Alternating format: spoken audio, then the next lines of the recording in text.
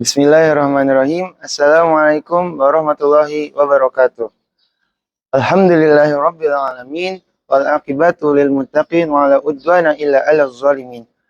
Asyhadu an la ilaha illallah wa asyhadu anna Muhammadar Rasulullah fi kulli lamhatin wa nafasin 'adada ma wasi'ahu ilmullah amma ba'du.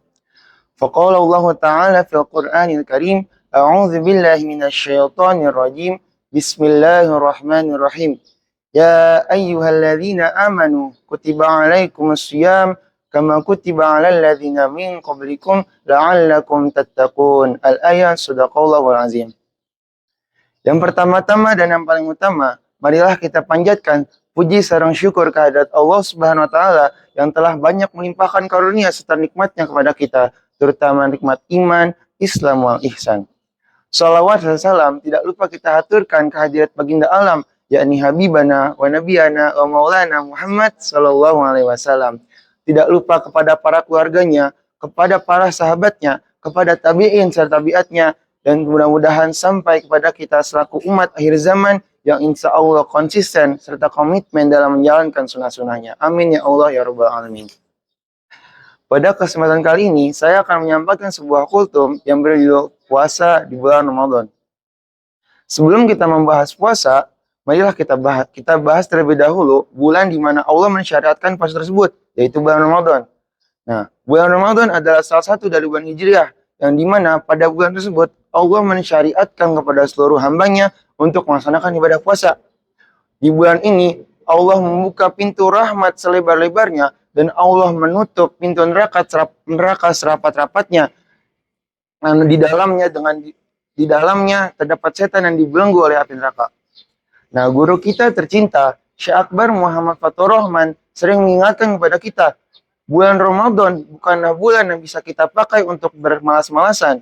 Bulan Ramadan bukanlah bulan yang bisa kita pakai untuk bersantai-santai. Tapi bulan Ramadan adalah bulan yang harus kita gunakan, yang harus kita manfaatkan untuk terus mengasah ibadah-ibadah kita, baik yang wajib maupun yang sunnah. Dan Rasulullah SAW juga pernah bersabda di dalam kitab karangan Syekh Saleh bin Muhammad Al-Faqir Al-Mu'amir, yang di dalamnya tertulis, qala Rasulullah SAW, asy-syahru Ramadana awaluhu rahmah. Bulan Ramadan awalnya adalah rahmah, wa awsatuhu maghfirah, dan pertengahannya adalah pengampunan, wa akhiruhu atqum minan nar, dan akhirnya adalah pembebasan dari api neraka. Nah, hadis tersebut membuktikan bahwa Ramadan adalah bulan yang sangat dipenuhi karunia dan rahmat, yang dimana di bulan itu Allah melipat gandakan seluruh amalan-amalan soleh yang kita perbuat. Dan di bulan itu juga Allah telah menurunkan wahyu pertama kepada Nabi Muhammad, yaitu Quran Surat Al-Alaq 1-5, di tepatnya pada tanggal 17 Ramadan di Gua Hiro. Nah, setelah kita paham tentang bulan Ramadan ini, mari kita lanjut membahas tentang puasa. Puasa, apa itu puasa? Puasa adalah ibadah yang Allah syariatkan pada bulan Ramadan, yang dimana kita menahan lapar dan haus, mulai dari berkumandangnya azan subuh hingga berkumandangnya azan maghrib.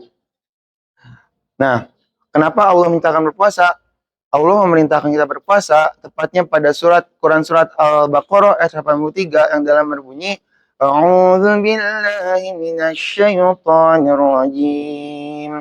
Bismillahirrahmanirrahim. Ya ayyuhalladzina amanu kutiba alaikumus syiyam. كتب عليكم الصيام كما كتب على الذين من قبلكم لعلكم تتقون. Al-ayat sadaqallahul azim. Yang artinya, ya ayyuhalladzina amanu, hai kalian orang-orang beriman, kutiba alaikumus syiyam, telah diwajibkan kepada kalian berpuasa, kama kutiba alal ladzina min qablikum, seperti yang telah kami wajibkan kepada umat-umat sebelum kalian, la'allakum tattaqun. Nah, pertanyaannya, kenapa Allah wajib kita berpuasa? La'allakum tattaqun, agar kalian bertakwa. Nah, di sini timbul pertanyaan, kenapa harus berpuasa? Ibadah itu kan banyak, ada sholat, ada zakat, ada mengaji, dan masih banyak yang lain. Tapi kenapa Allah mensyariatkan puasa? Nah, marilah kita berpikir sejenak sebelum kita menjawab pertanyaan tersebut. Di bulan Ramadan suci ini, Allah telah membelenggu setan-setan dalam neraka. Tapi mengapa masih banyak orang yang berbuat zalim? masih banyak orang-orang yang ketika di bulan puasa ini masih kelakuannya masih melenceng dari syariat. Nah, jawabannya adalah karena setiap manusia yang diciptakan oleh Allah mengandung satu unsur, yaitu hawa nafsu. Nah, kita jawab pertanyaan sebelumnya.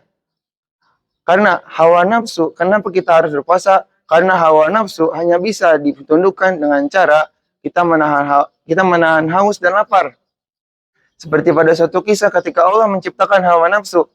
Ketika Allah menciptakan hawa nafsu dan Allah memanggilnya. Kemudian Allah bertanya, "Ya nafsi, man ana wa man anta?" Nafsu pun menjawab, "Ana wa anta anta." Saya adalah saya dan kamu adalah kamu. Kemudian Allah setelah nafsu berkata demikian, Allah akan memasukkan nafsu ke dalam neraka jahanam selama 100 tahun. Ketika Allah mengangkat lagi nafsu tersebut, Allah kembali bertanya, "Ya nafsi, man anna wa man anta?" Siapa aku dan siapa kamu? Nafsu pun menjawab, ana wa anta anta." Setelah itu Allah pun kembali memasukkan hawa nafsu ke dalam sebuah neraka, yang dimana dalam neraka tersebut tidak akan diberi makan dan diberi minum. Nama neraka tersebut adalah neraka alju, neraka lapar. Nah, setelah Allah memasukkan nafsu selama 100 tahun ke neraka tersebut, Allah mengangkatnya kembali. Dan Allah kembali bertanya kepada si nafsu, "Ya nafsi, man ana wa man anta?" Nafsu pun akhirnya menjawab, "Ana abduka wa anta rabbi." Engkaulah Tuhanku dan akulah hambamu. Nah, dari kisah ini bahwa hawa nafsu memang hanya bisa tunduk oleh haus dan lapar. Tidak bisa, dan ini membuktikan bahwa hanya dengan sholat, dengan zakat, dengan mengaji bisa menundukkan hawa nafsu. Karena malah sebaliknya, ketika kita tidak menundukkan hawa nafsu akan memerintahkan kita untuk beribadah. Tapi ibadah yang kita lakukan dengan hawa nafsu hanya akan berefek lelah kepada fisik dan tidak berbekas pada hati.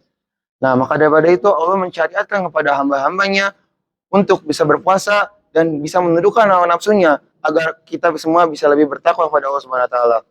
Nah, mungkin cukup sekian kalau bisa sampaikan pada kesempatan kali ini.